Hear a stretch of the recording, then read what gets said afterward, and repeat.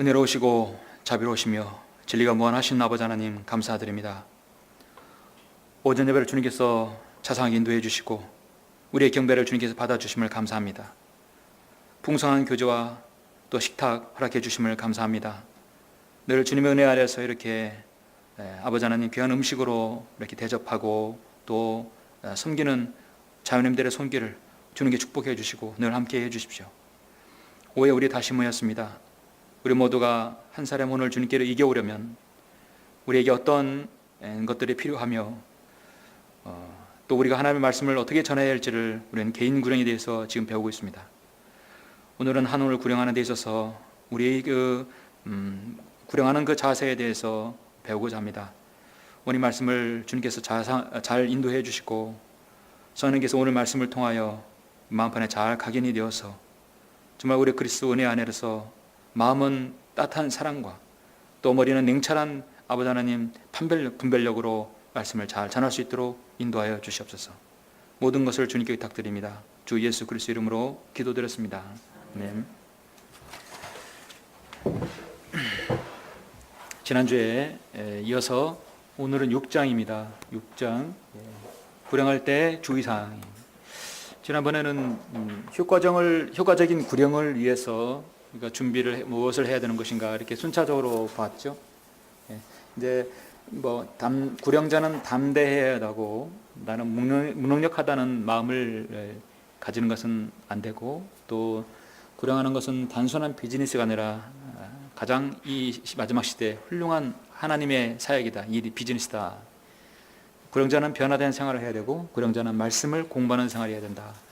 또 이렇게 여러 가지 보았습니다. 이건 이제 어떤 내적인 부분이지만 이제 오늘 이 구령할 때의 주의사항은 실제적으로 여러분이 다른 누군가에게 그게 거리에서 만났던 또 익히 아는 사람이든 누군가에게 전할 때 그런 외적인 우리 여러분의 억양과 말투 또 내 입에서 나오는 어떤 대부분의 그런 자세를 말씀하는 거죠. 구령할 때의 주의사항. 우리 누가복음 12장 11절 12절 한번 다 같이 보시겠습니다.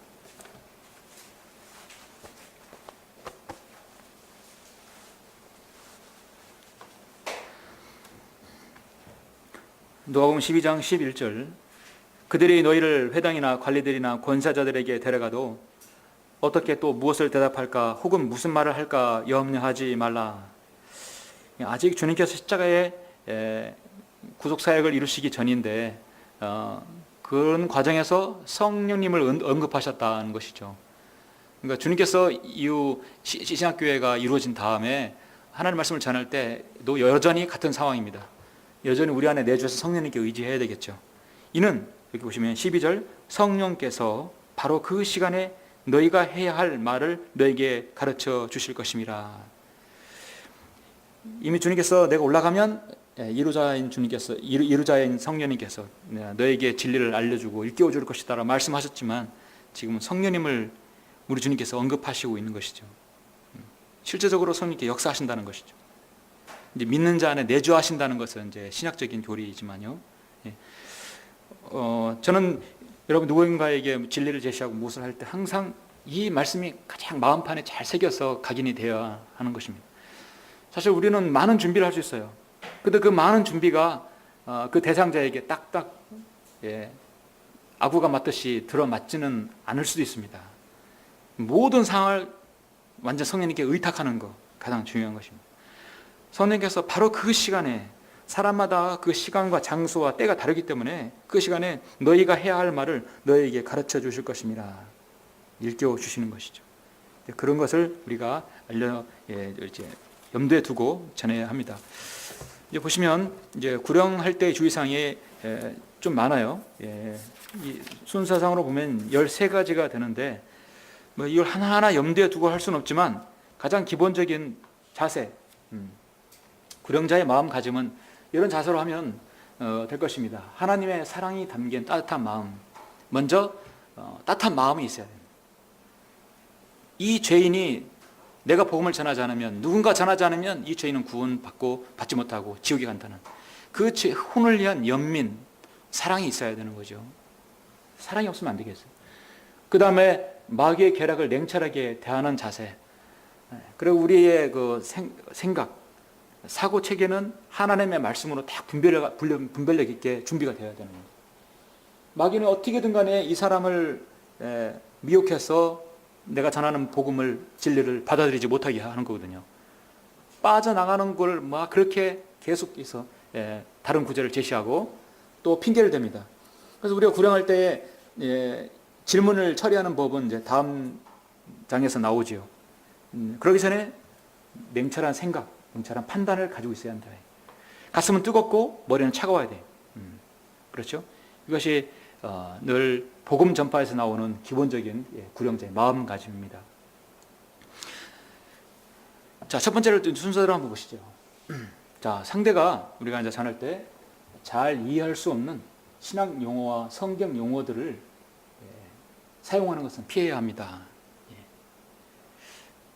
여기 교재도 있죠. 구령자는 상대가 쉽게 이해할 수 있는 평상적인 언어나 어린이들이 이해할 수, 어린이들까지도 이해할 수 있는 언어로 복음을 제시하는 것을 위해 항상 준비합니다.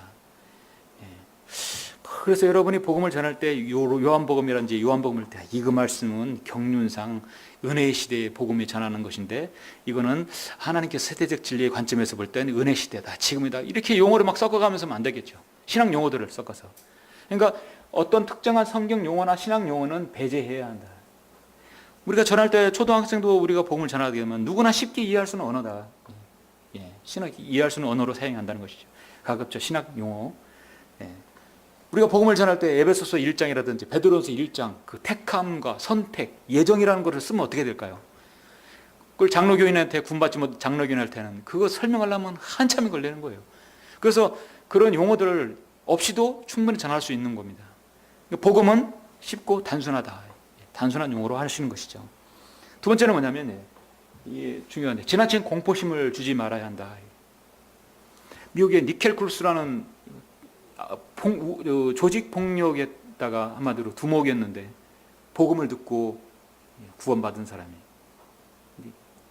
막 문신이 있어요.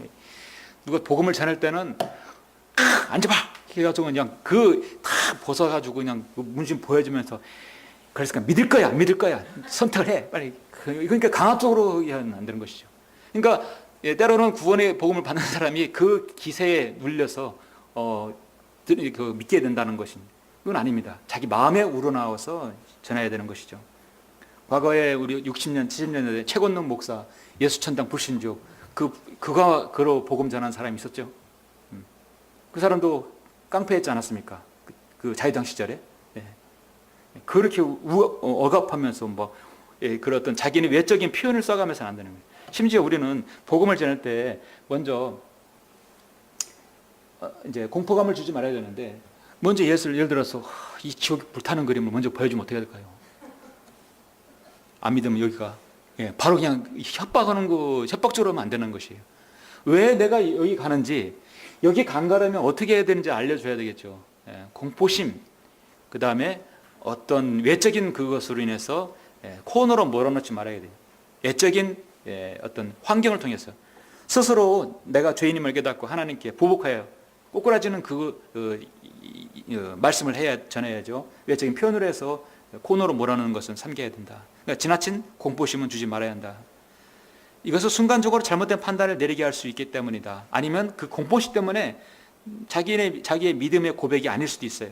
단지 정확한 성경적 40만을 전하고 성경이 제시하는 복음 위에 머무르면 하나님 말씀의 능력이 발휘되는 것을 경험할 것입니다. 그래서 창세기 24장 보면 하나님께서 엘리에셀을 불러서 내 아들 이삭의 며느리, 이삭의 아내, 내 며느리감을 네가 와서 데리고 오라 했을 때 엘리에셀은 자신에 대해서는 한마디도 안 했죠. 오로지 자신의 주인의 아들에 대해서만 이야기한 것입니다. 그러니까 자신의 어떤 그 부분은 완전 가려져야 돼요. 공포심이라든지 아니면 먼저 이런 지옥 그림을 먼저 보여서 강압적으로 믿게 하는 것이 아니라 왜 지옥에 감을 알려줘야 되겠죠. 순서로 그 다음에 세 번째는 말하는 속도를 빠르지 않고 적당히 유지하는 것이 좋습니다. 저한테 해도 조심해야 돼요. 좀 말이 빨라서 문제예요. 막 성미 급하니까 그냥 빨리빨리 대답하고 빨리빨리 넘겨가려고. 저도 늘 조심하고 있습니다. 주의해야 되겠죠.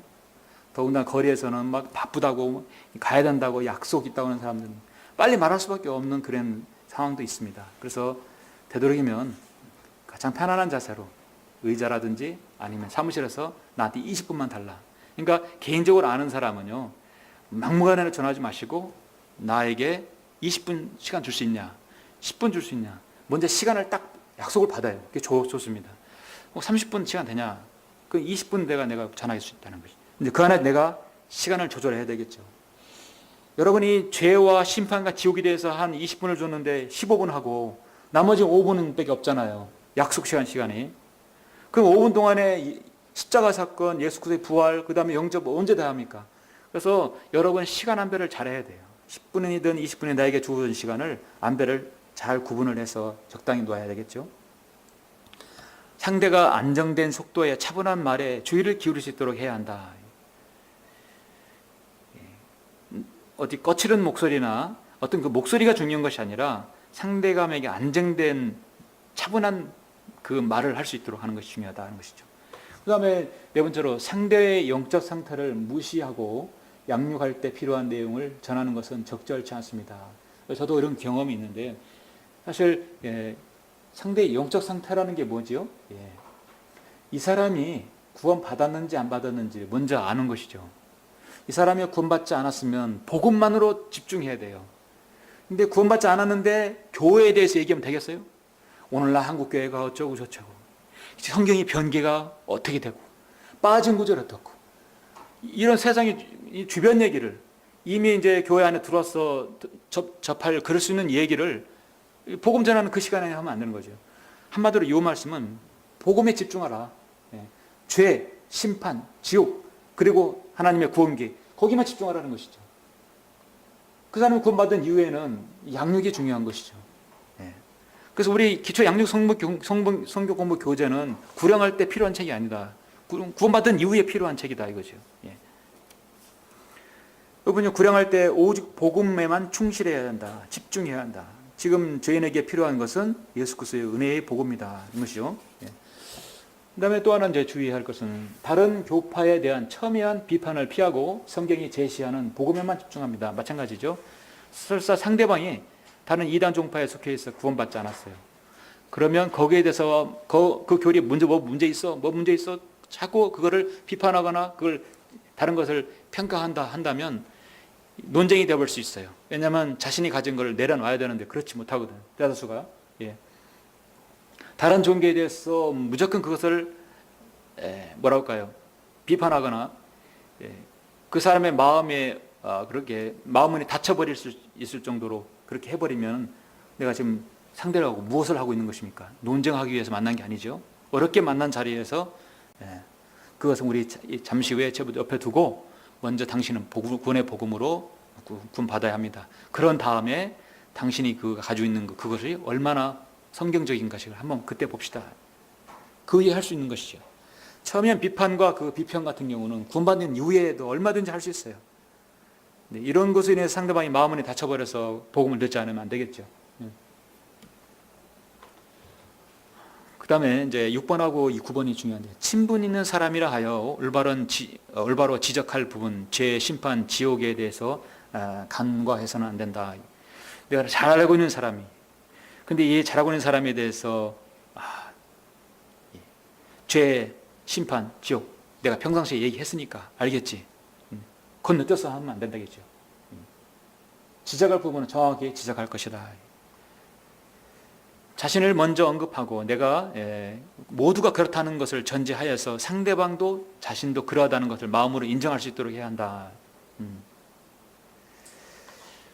7번째 보시면 상대로 하여금 설교하듯이 오랜 시간 이야기하지 않도록 해야 합니다.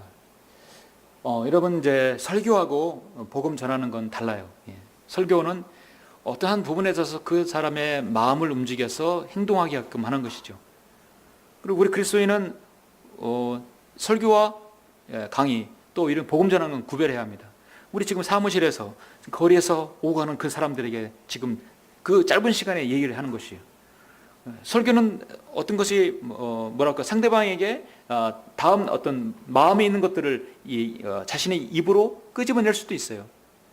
중요한 것은 상대방이 여기 마음 여기 그려져 있는 것으로 예나 아니요 또 믿어요 모르겠어요 이렇게 간단하게 대답을 유도할 수 있도록 해야 한다. 구령자는 이야기 주도권을 가지고 상대를 이끌어야 한다. 상대는 가능한 마음을 정리해서 예, 아니요, 또 믿어요, 모르겠어요 정도의 간단한 대답을 유도로 해야 합니다. 그러니까 이야기는 자기가 다 하고 예, 아니요로 한다. 상대방의 생각은 어떻습니까? 하나님의 구원계 이렇고 또 이렇게 해서 제시되어 있는데 당신은 어떻게 생각합니까? 그 상대방 생각을 묻잖아요. 복음은요 일방통행입니다. 그냥 제시하는 거예요. 당신이 믿고 안 믿고 당신 다른 결정할 문제입니다. 설교를 할 때 보면 우리가 이제 상대방에게 그르치고 당하게 하고 때론 경호도 사용할 수 있는 것이죠. 예. 그래서 내가 갑의 위치에서 지금 얘기하는 것이 아니에요. 한 사람의 죄인을 지옥에서 끌어올리는 그것입니다. 예. 또 하나는 자신과 똑같은 과정과 경험으로 예수 그리스도를 믿도록 해서는 안 됩니다. 자, 이거는 여러분이 내가 구원받은 순간을 여러분 기억하시죠? 나는 어디에서, 나는 어떤 장소에서, 나는 어떤 누구에게, 사무실에서, 시간과 장소와 때가 다 달라요. 나는 교회에서 기도하면서 또 저는 제 개인적으로 중학교 3학년 때 겨울에 새벽 기도에 가서 구원받지 못한 채 새벽 기도를 다니다가 제가 구원을 받았는데 모두 다 그러면 새벽에 교회 가서 구원받으라는 얘기는 아니거든요. 모두 사람들이 달라요. 그 이치가 다르기 때문에 그 사정과 그것이 달라요. 그 사람이 내 사정을 맞춰가지고 당신도 이렇게 해야 된다는 것이 아닙니다. 성령님의 역사는요 각 개인에 따라 다르게 나타납니다. 그것을 무시하고 자기와 같은 방식으로 고집한다면 구령에 실패할 것이다. 이제 9번이 6번하고 이제 연관되어 줄 수 있는데요. 6번은 아까 제가 친분 있는 사람이라 해서 올바로 지적할 부분을 간과해서 안 된다는 것입니다. 9번째로는 상대로 하여금 어떤 특정한 죄를 끊게 하려고 강조하거나 부담을 주어서는 안 된다. 어떤 사람이 내가 잘 알아. 나만 알고 있는 죄가 있어요. 상대방이. 이 A라는 사람을. 근데 이 사람은 엄청나게 술을 좋아하고 있어요. 이 사람은 어떤 특별한 죄가 늘 가지고 있어. 그런데 그 죄를 끄집어내면 안 돼요. 왜 안 되냐면 그 죄를 끄집어내는 순간 그 사람은 그 죄 때문에 구원의 확신을 늘 확신해서 그 올가미에 사로잡힐 수 있어요. 왜냐하면 구원 받았는 순간 자신은 그 죄를 떨쳐버려야 한다고 생각하거든요. 그러면 구원받아 또 여러분 여전히 마귀에게 또 속아서 또 육신의 죄로 성향 때문에 육신의 몸을 입고 있기 때문에 또 죄를 질 수 있는 것이죠. 내가 쉽게 질 수 있는 그 죄를 질 수 있는 거예요. 그 죄를 짓면 그 순간 나는 구원을 잃어버렸구나. 나는 구원받지 못하겠구나. 그렇게 빠질 수 있어요. 개인적으로 구령한다고 해서 개인적으로 알고 있는 그 죄를 그 자리에서 지적하면 안 되는 것이. 그걸 절대로 이용해서는 안 된다. 그죠? 지난번에 말이야 너 그거 나 알고 있는데 그거 회개해야 된다고. 예. 그러면 나만 알고 있는 그 죄를 그걸 이용하는 것이 아니에요. 그 죄는 그 말고도 엄청나게 그 사람이 지은 죄는 많지요. 과거와 현재와 모든 미래의 죄까지도 예수님께서 모두 다 죄의 용서함을 하신다고 했는데 특정한 죄를 언급해서는 안 된다. 내가 알고 있는 것을 그걸 어드밴티지로 삼아서는 안 된다 이거죠.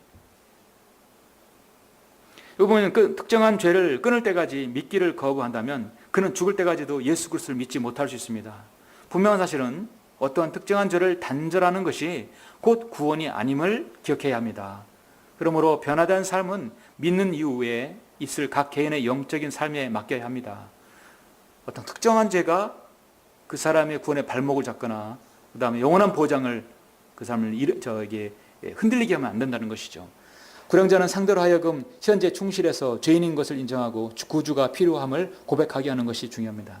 저는 개인적으로 구원받은 이후에 그 선택과 예정에 대해서 너무나 갈등을 일으켰기 때문에 어떤 죄를 지으면 내가 선택받지 않았나 보다. 내가 예정되지 않았나 보다. 그런 생각을 10년 동안 가졌으니 얼마나 힘들었겠습니까?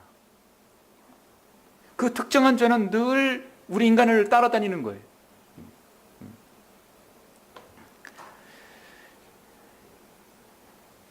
자, 그 다음에 10번에 보면은 다음 기회에 의존하지 않도록 해야 합니다. 구원을 위해 많은 생각과 시간이 요구되지 않음을 설명하고 지금 현재에 결정할 수 있음을 주지시켜야 합니다. 마귀는 늘 다음 기회에 미루게 함으로써 죄인이 결코 구원받지 못하게 한다는 사실을 알아야 합니다. 자, 우리 잠깐 하는 말씀 보실까요?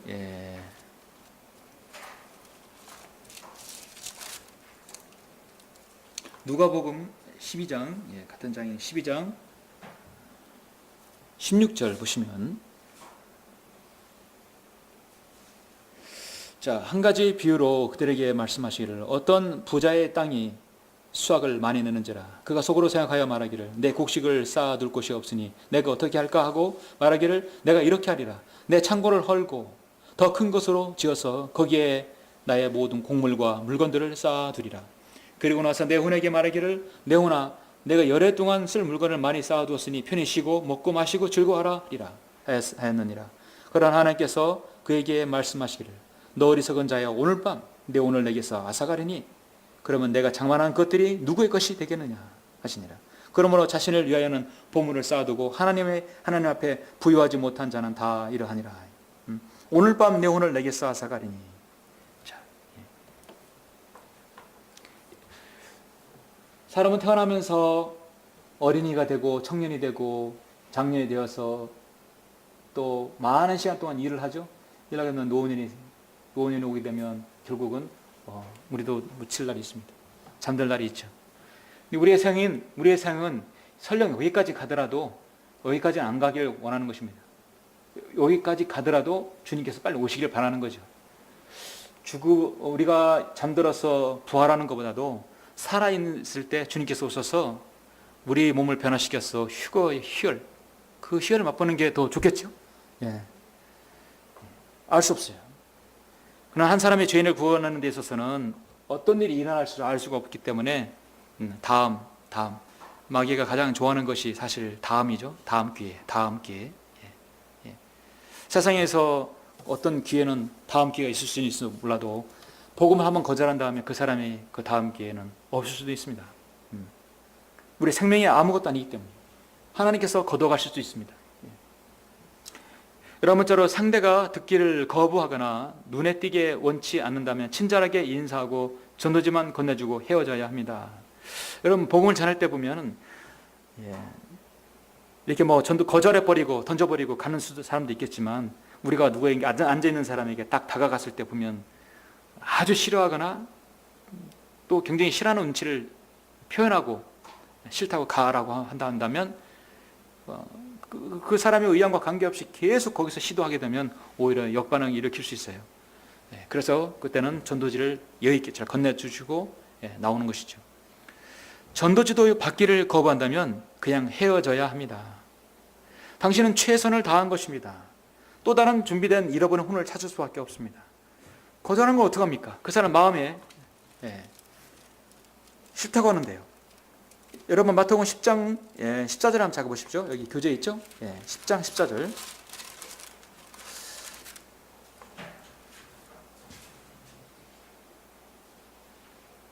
만일 그 집이 합당하면 너희의 화평이 그 집 위에 내리게 하고, 만일 합당치 못하면 너희의 화평이 너희에게로 되돌아오게 하라. 아무도 너희를 영접하지 아니하거나 너희 말을 듣지도 아니하면 그 집이나 성읍에서 떠날 때 너희의 발의 먼지를 털어버리라. 털어버리라는 얘기는 물론 아쉽죠. 그러나 우리가 가야 할 길은 또 언제든지 우리가 복음을 전하는 터전은 또 다른 하나님께서 예비해 주신다는 것이죠. 털어버리는 그 순간 그 사람의 혼은 이제 어디에 갈지 책임을 그 사람에게 달려 있는 거죠.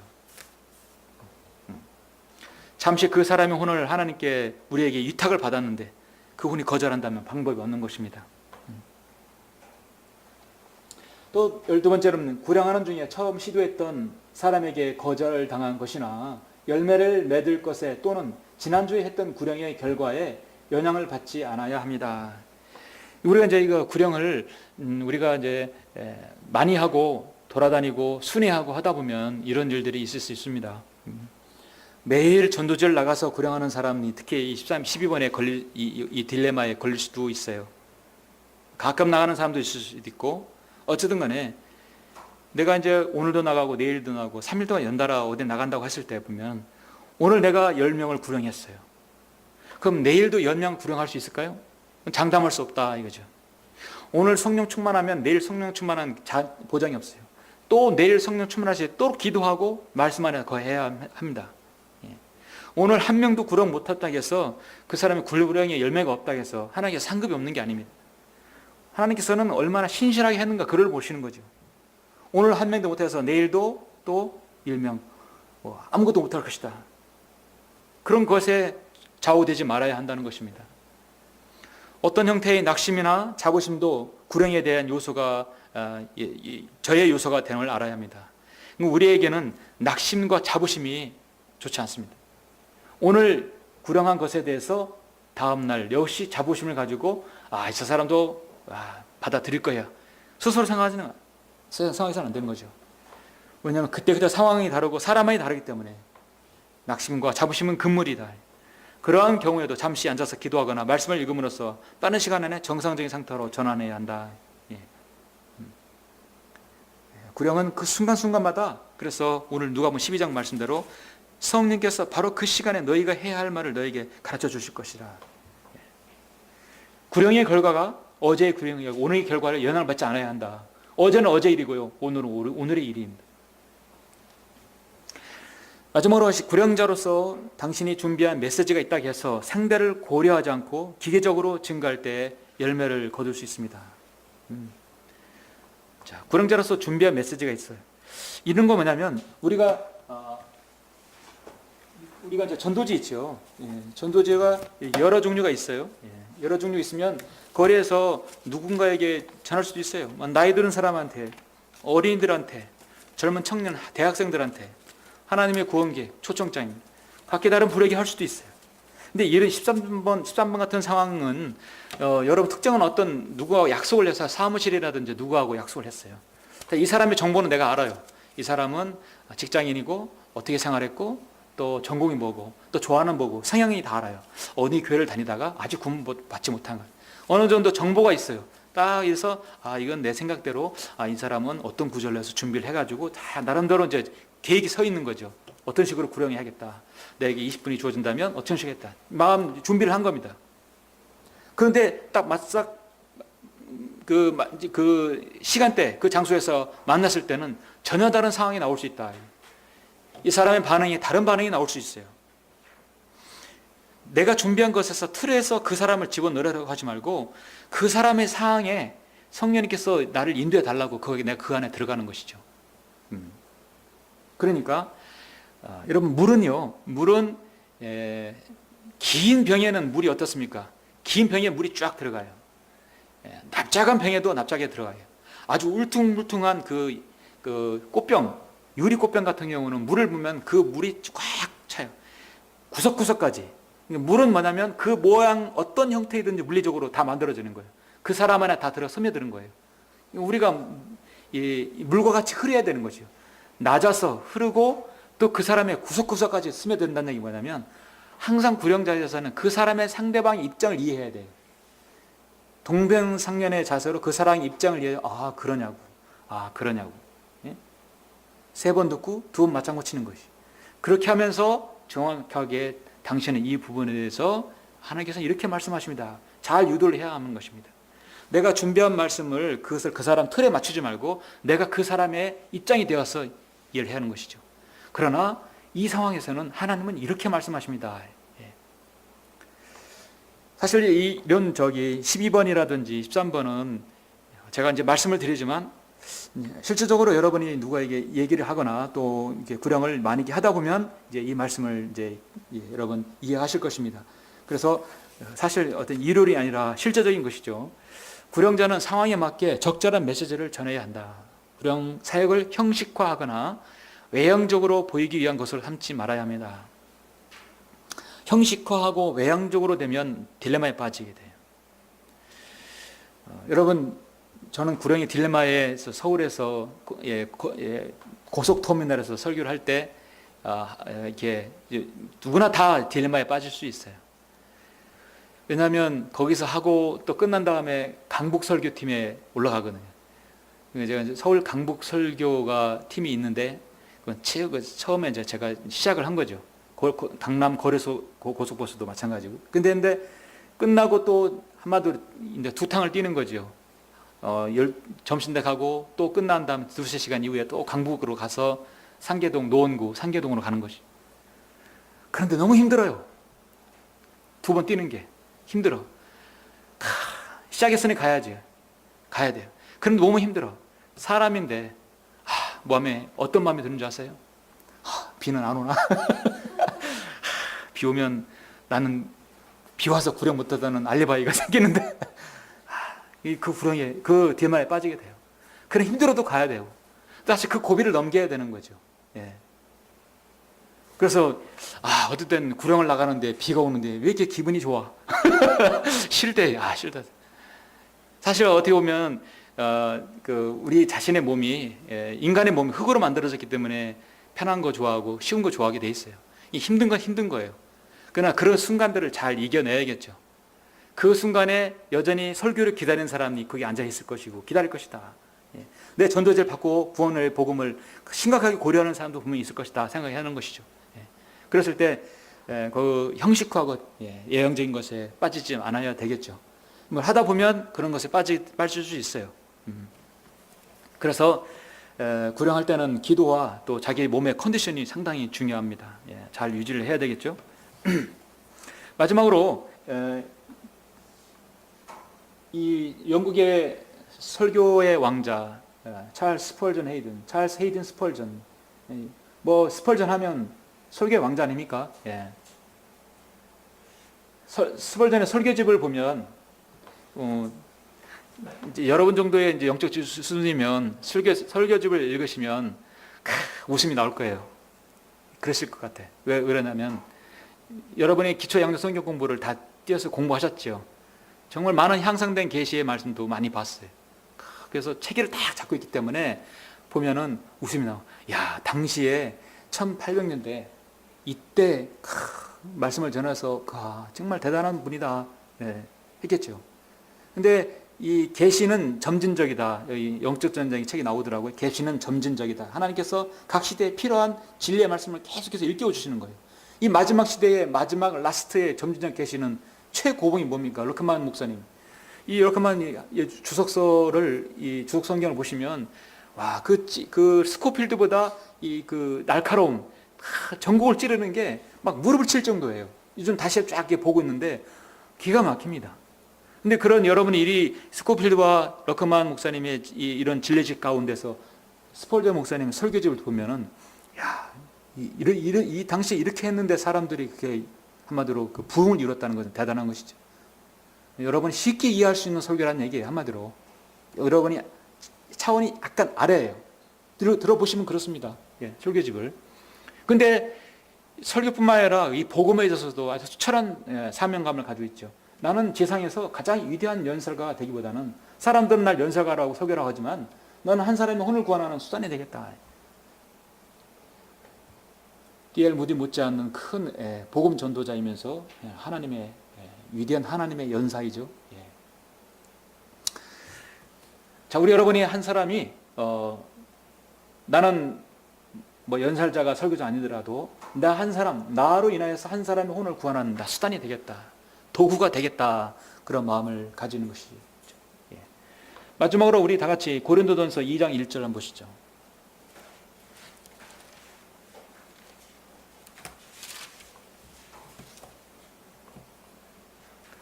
(2장 1절부터 4절) 제가 핵심적인 부분만 말씀드렸는데요.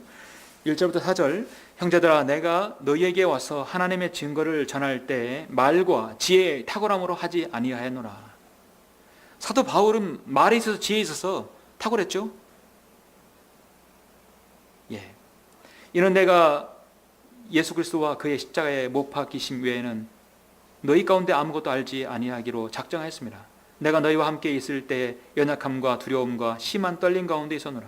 또 내 말과 내 설교를 설득력 있는 인간의 지혜의 말로 하지 않고 성령과 능력을 나타내므로 하였으니 이는 너희의 믿음이 인간의 지혜 있게 하지 아니하고 하나님의 능력에 있게 하려 함이라. 하나님 능력이 있다. 하나님 능력.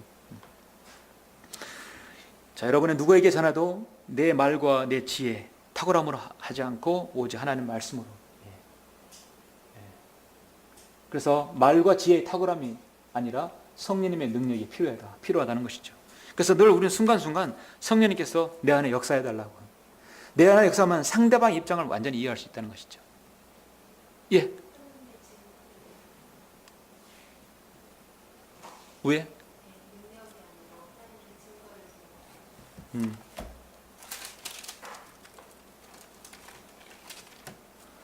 저기